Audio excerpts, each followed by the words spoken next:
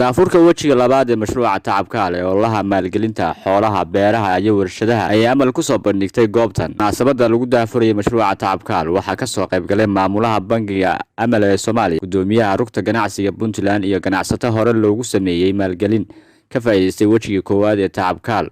mashruucan tacabkaal waxa uu ka hirgali doonaa dhammaan gobolada dalka Soomaaliya maamulaha amal banki Soomaaliya Saciid Cali Shire ayaa munaasabada barnaamijka tacabkaal sharaxaad dheeraad ka bixiyay mashruuca tacabkaal wajigiisa labaad wuxuu noqon doonaa laba qaybood ta loo sameeyo maalgelinta ka yar $5,000 waxay yeelanayaan shuruudo u gaar ah qofkii u baahan in loo sameeyo maalgelin ka badan $5,000 wuxuu yeelanayaa shuruudo u gaar ah hadafku barnaamijtan maaha in bangigu faa'iido ka sameeyo hadafku waa in bulshadu horumarto وإنه هلا أنتو quality لنا كبنك أمانهان وحنا قاعد إن مالجلين تدي حق دي أن نقول إنه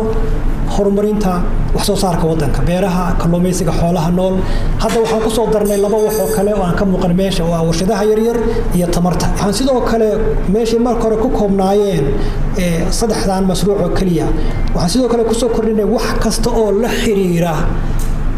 beerihii kalluumaysigii xoolihii noolaa warshadihii iyo energy marka mashruucu wuxuu ka hirgeli doonaa kastoo bangiga uu ku yaal Amal Bank oo xuduudda Kenya ilaa xuduudda Djibouti halka gudoomiyaha rugta ganacsiga Puntland Maxamed Caydiid ayaa sheegay inay tahay fursad loo soo bandhigay bulshada loona baahan yahay in laga faa'iideysto mashruuca tacabkaal waxa moodaa inay muhiim tahay koow lacagta adigu aad qaadatay inuu ka faa'iideysto walaalkaaga berito وهذا فكر كأو كتير وسيد عمل فكر كذا وجري إن الأدو كفاية ستيد إلى المجسان وحي